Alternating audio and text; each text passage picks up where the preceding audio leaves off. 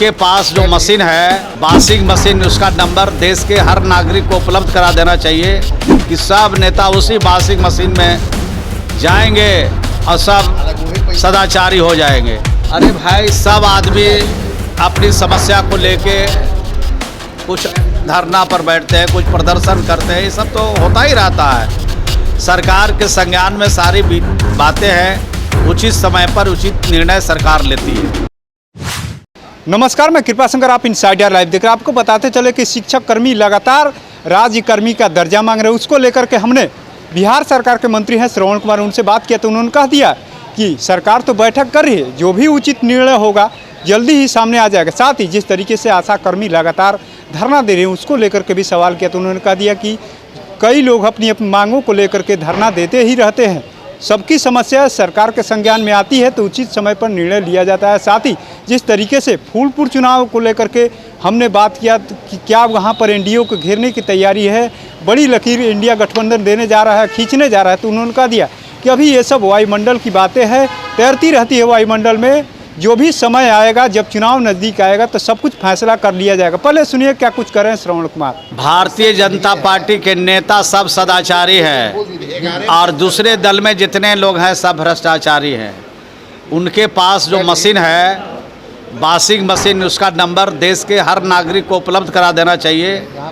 देश के हर political party को नेता को उपलब्ध करा देना चाहिए कि सब नेता उसी वॉशिंग मशीन में जाएंगे और सब सदाचारी हो जाएंगे।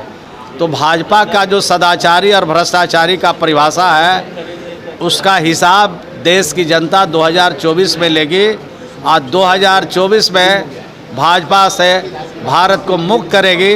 तब उनको पता चलेगा कि सदाचारी कौन है और भ्रष्टाचारी कौन है, कौन दूध का धुला हुआ है और कौन पानी का धुला हुआ है।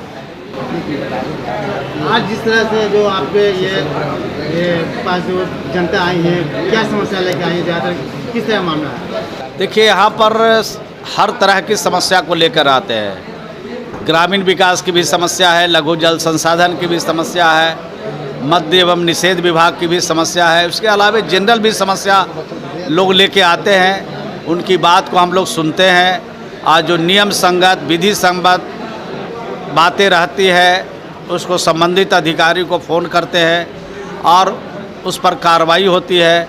ये जन सुनवाई कार्यक्रम मुख्यमंत्री श्री नीतीश कुमार जी के दिशा निर्देश में सप्ताह में 4 दिन होता है। उसमें हम लोग 3 मिनिस्टर, मैं और जयंत राज जी और सुनील कुमार जी बैठते हैं और लोगों की बात सुनते हैं। तो लोगों का बड़ा भरोसा है जन सुनवाई कार्यक्रम में, इसीलिए लोग आते रहते हैं और उनके समस्या का हल होता रहता है। जो समस्या आती है सर, ज़्यादा जमीनी आपके विभाग को लेकर आती है, ये ब्लॉक लेवल पर काफ़ी ये आपका भूल घपला नहीं, हर तरह की समस्या आती है, ज़मीन से रिलेटेड ज़्यादा आता रहता है। तो ज़मीन की जो समस्या है वो बिल्कुल बहुत जांच का विषय रहता है, बहुत जांच करना पड़ता है, परखना पड़ता है, उनकी सारी बिंदुओं को देखना पड़ता है और तब उसमें कार्रवाई होती है। तो थोड़ा कार्रवाई में उसमें देर होती है, इससे लोगों में असंतोष बढ़ता है, लेकिन नियम के हिसाब से ही कार्रवाई होती है और उसका निदान होता है। सर, शिक्षकों को राज्य कर्मी के दर्जा के लिए बैठक में क्या कुछ सकारात्मक परिणाम? तो अभी बैठक हो रही है ना, बैठक से जो लोग आए होंगे उन लोगों ने बताया होगा। तो बैठक में जो निर्णय हुआ है और भी निर्णय बाकी है, जैसे जैसे निर्णय होगी वैसे वैसे आप लोगों को संसूचित किया जाएगा, सूचना दी जाएगी।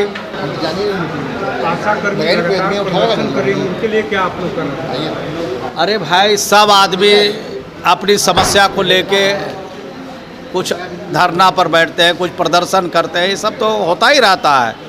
सरकार के संज्ञान में सारी बातें हैं, उचित समय पर उचित निर्णय सरकार लेती है।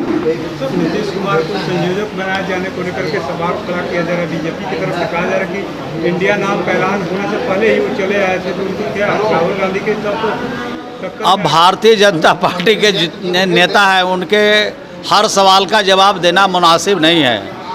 अब भारतीय जनता पार्टी के नेता तो बौखलाहट में हैं, परेशानी में हैं। अब इंडिया के कन्वेनर कौन मरेगा उससे उनको क्या मतलब है, इंडिया क्या कर रही है उससे क्या वास्ता है।